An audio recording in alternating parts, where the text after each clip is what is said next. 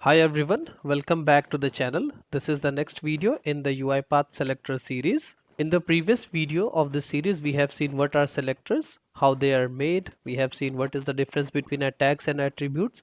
Post that, we have seen what is a reliable and what is a non-reliable selector, and all of this we have seen with the help of a demonstration. If you haven't watched this video, I suggest you watch this video. The link is available in the description, and in case you haven't subscribed to the channel, please do subscribe to the channel so you can keep watching the content on the selectors and other videos of the channel. Having said that, let us see the agenda for this video. In this video, we are going to explore the important tool which is called the UI Explorer. That is very much important whenever we are working with selectors. Post that, we are going to see why and when should we use UiPath Explorer. We are going to explore the entire UI Explorer bit one by one. So if you are seeing on the screen, this is the UI Explorer wizard which is provided by UiPath. We are going to explore the validate, the indicate element, the repair, the highlight, and the UI framework. So we are going to explore these button one by one. What is the functionality, when should we use it, and how should we use it? So let's get started. Before directly jumping to the UiPath Studio and look at the UI Explorer, let us see what exactly a UiPath Explorer is by definition. So a UiPath Explorer is an advanced tool that is provided by UiPath Studio and that enable us to create custom selector for the specific UI element. When I say UI element, it is available only for the elements where there is an user interface involved. You will always see the UI Explorer inside the UiPath Studio, but one information here, it can be also available as a standalone tool that can be downloaded from the resource center in the automation cloud instance. If you are using a UiPath Studio, then you should have the UiPath UI automation activities installed as a dependency. So then only you will get the UiPath Explorer button in your ribbon. How does it look like? Something this.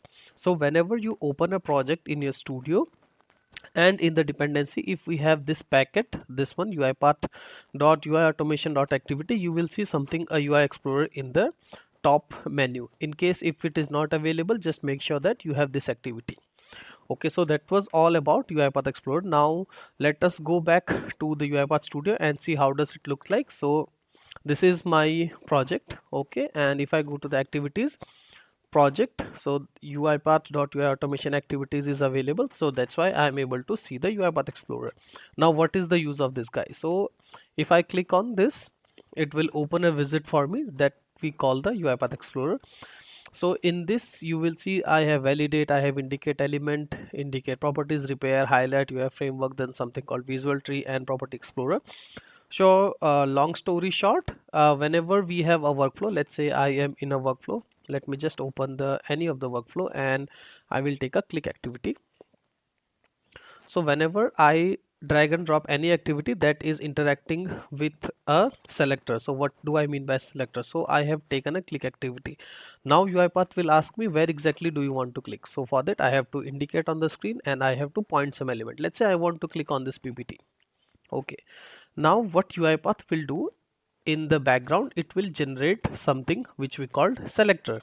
So this is called the selector, and this property will be only applicable wherever there is a UI interaction. So just now what we did, we clicked on the user interface, that's why we are having a selector. Now if you will see, this selector is not very much generic. This is always pointing to PowerPoint slide v2.xx, and let's say this is not a very stable selector. Now in case if you are not sure what is a reliable and what is a non-reliable selector, I have one more video 1 in this series. You can refer that, and that will guide you how to differentiate between a reliable selector and a non-reliable selector. So now coming back to the video, so if you will see, this is a click activity and it has got a selector. Now similarly for our type into activity, we will also have a selector. Now when UiPath is already providing the selector me here, if I go to the edit selector, it gives me this one, right? So how do I add or remove more elements? So I want, let's say, in the entire stack trace, where do I get it? For that we have the UI Explorer. There are two ways to open it. I can easily go here from the top and open it, else what I can do is I can click on any of the selector and I select this button which is open in UI Explorer. Now as soon as I click it, it will open the UI Explorer for me. So if you will see, I have two instances. The first one I have opened from UiPath Studio, so there is nothing. The second one I have opened from the menu. So this menu is already giving me the details which are available. Now I have an option to add or remove the items.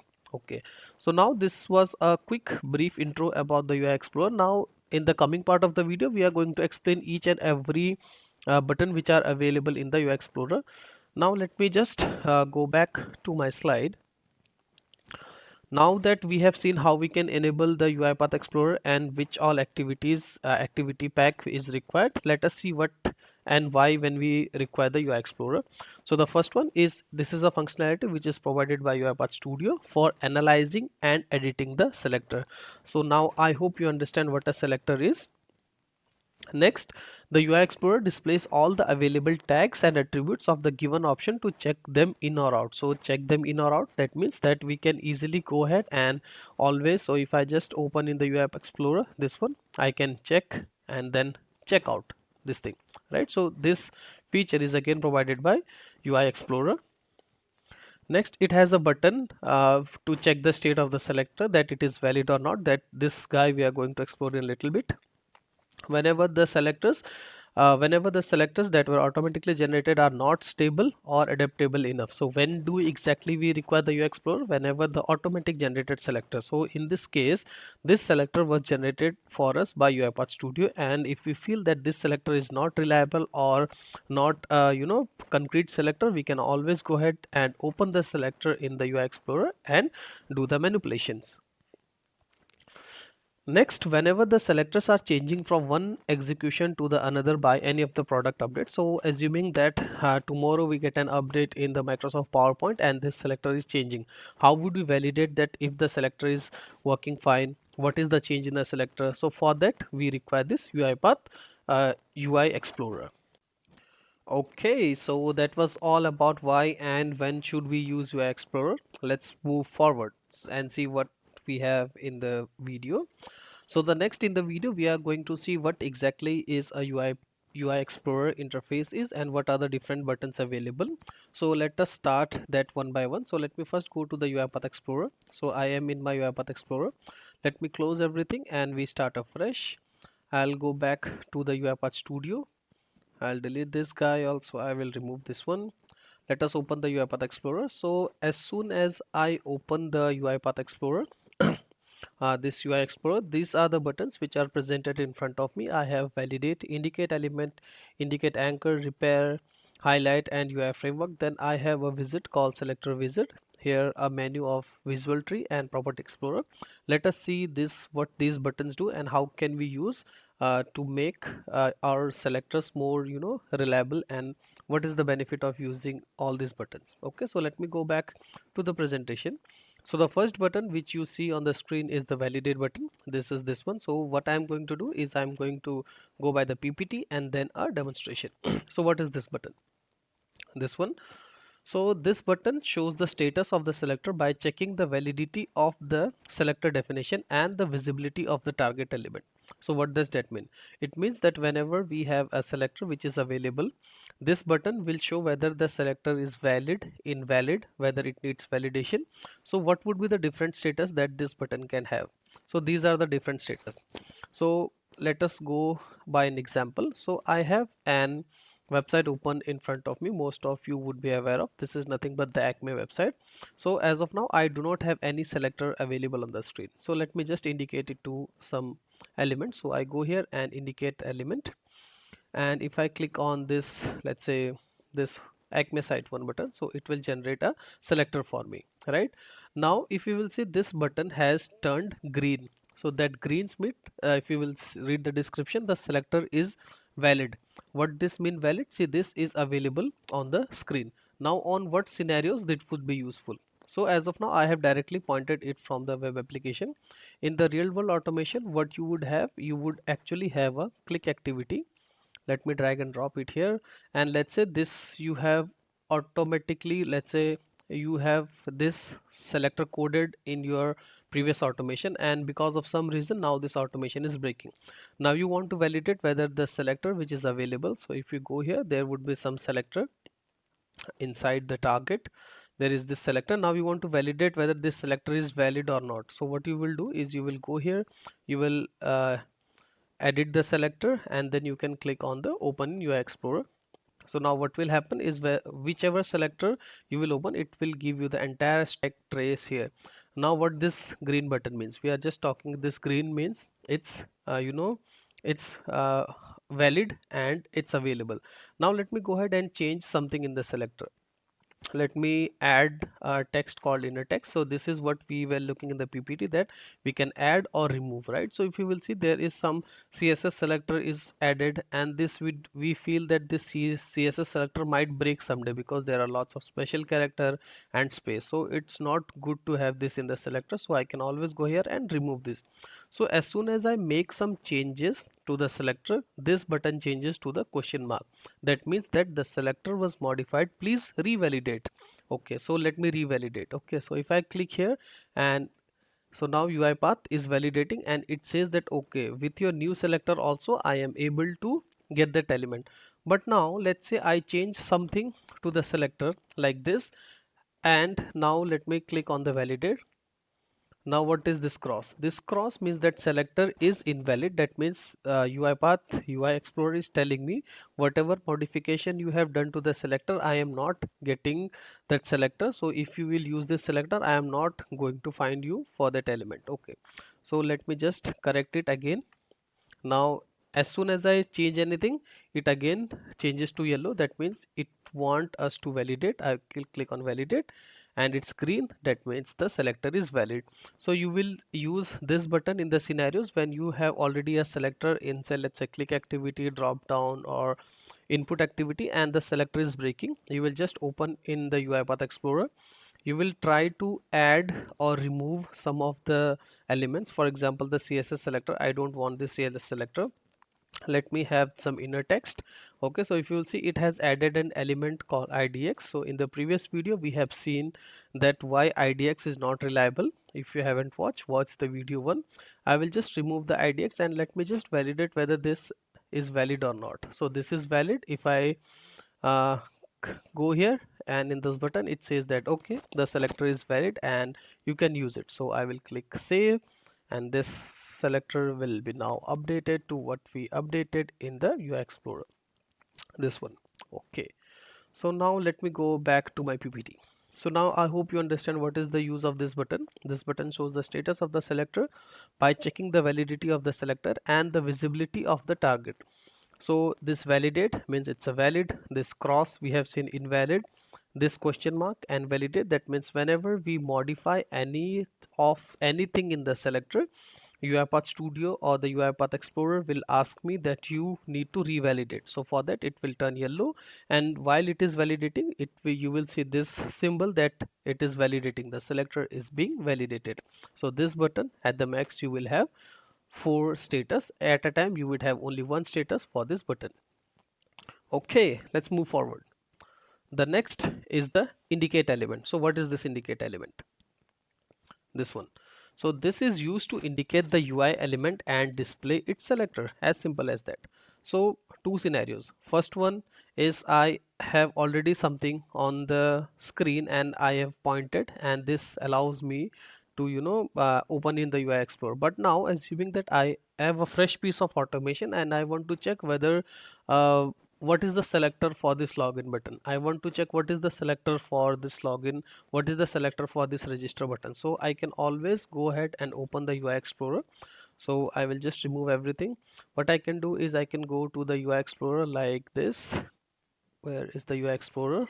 Okay, and then I can use the indicate element. Now one more thing, where exactly indicate element is used. For example, if you have received some of the software changes in the application and you want to validate your selector, so for that you would not have anything in the previously open, right? So assuming that this website has changed, now I want to see what is the selector of this register button. So what I will do is I will just use the indicate element. So as the name suggests, it's indicate to a new UI element, that is the user interface. Go here and point it to the item you want to get the selector. So I want to get the selector for the register button, and UiPath UI Explorer will give me the selector for this one. So it will just give me the parent and the child. So we have seen this in the previous video, that how these all nodes are interrelated to each other, and how do we read this selector. So this is a web control, since we have clicked on the web page. So this is web control. Now I have an option to add and remove the selector. So as of now, if you will see, the inner text is register, so I can click this, it will add here. And similar concept, whenever I add or remove, you will see this validate button is again getting changed. How do I go to a new element? So what I can do is, if I want to have a lot of selector, I can just copy and paste it in a notepad, and then I can use this selector again as a string variable. So let's say I just want to compare the selector for the two buttons. So let's say this was my old application.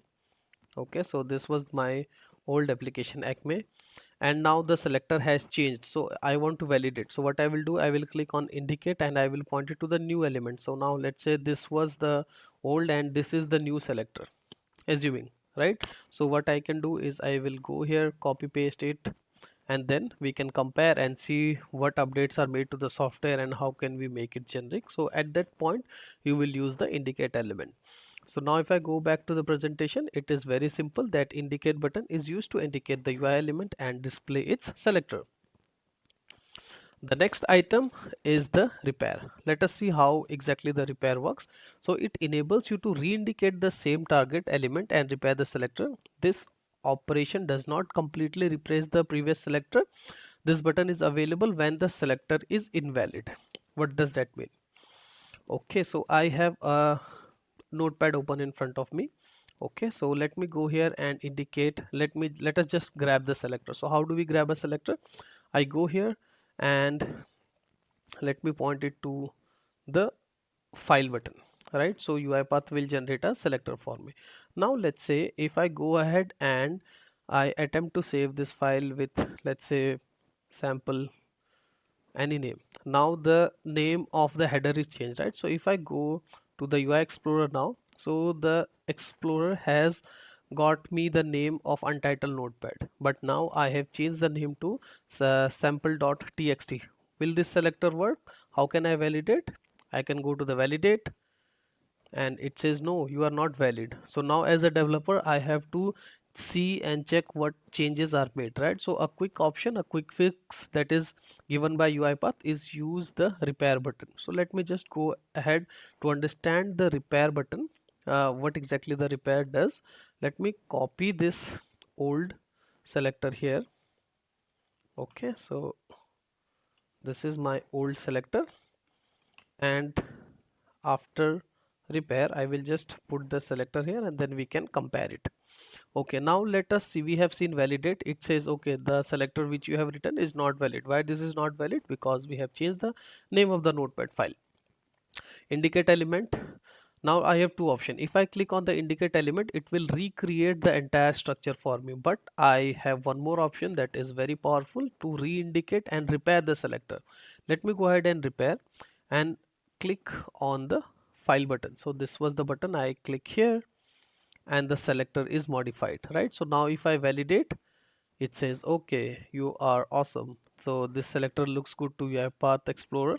Now let us see what does the repair did to the selector. So I have the old one here and this is the new one. So let us compare. The last one is the same, right? So if you remember, we just made a change to the title. So what it did, it just replaced the name with an asterisk. So why asterisk? Because in the previous video we have seen that the question mark replace a single character and the asterisk replace the more than zero characters, right? So it means that it will be able to identify any element where the name is anything followed by hyphen notepad, whereas in the old one we were having untitled in the menu, sorry, in the name. That's why it was not able to get the selector. Now after the repair, it automatically intelligently put a star here. So now as a developer, I see that okay, this is good. What I have option, what other options I have, right? I can always go ahead and get rid of this also. Now again, as soon as I make any change, this validate is changed. Click on the validate and it is still valid. So that is how the repair button works. Whenever you have some selector and the selector is changed on the screen, let's say, let us go here and put I. Now I can always go ahead and validate repair. The selector is not valid because I have put a I here. Sorry, my bad. Let me just put an I inside it. Okay, like this. Now I have two options: validate the selector is incorrect, indicate it to generate the new selector, or to repair. So I have put a I here, right? So now if I go here, repair, click on the file, it will repair the selector for me, right? So that is how powerful this repair button is. Let us go back to the PPT. So we have seen validate, we have seen the indicate element, we have seen the repair. So let us just reiterate the definition. Enables you to re-indicate the same target element and repair the selector. This operation does not completely replace the previous selector. This button is available only when the selector is invalid. So if you want to completely replace, you would go by the option of indicate the element and not by the repair one. Okay, let's move forward. So next we have something called highlight. So what is this highlight? So it brings the target element in the foreground. The highlight stays on until it is switched off. The button is enabled only if the selector is valid. What does it mean? So as of now you will see this selector is valid, so this highlight button is enabled. As soon as I make some changes, right, and this is on the validate mode, and if I validate, it is not valid and this highlight is off. So what is this highlight? Highlight, that means whatever selector is available on the screen, if you will click on the highlight, it will highlight the element that which for which you have made the automation. So as of now we have made the selector for the file button, and what does it means? That it will stay forever till the time you come here and toggle it off, on and off, right? So this is the use of the highlight element. So consider that you are having a very much, this big page, or let's say scrollable page, and you have some selector. Now you are not sure what is the selector, so let me just go ahead and show an example and point something to this. Okay, so now I have some selector like this. Okay, so I have received a selector in a click button like this. Now by looking into the selector, it is very difficult to see for where exactly this thing is, right? So what I can do is I can come here, paste it here. It will say the selector which you have pasted, you need to validate whether it is valid or not. So I will go and validate. It said yes, it is validated.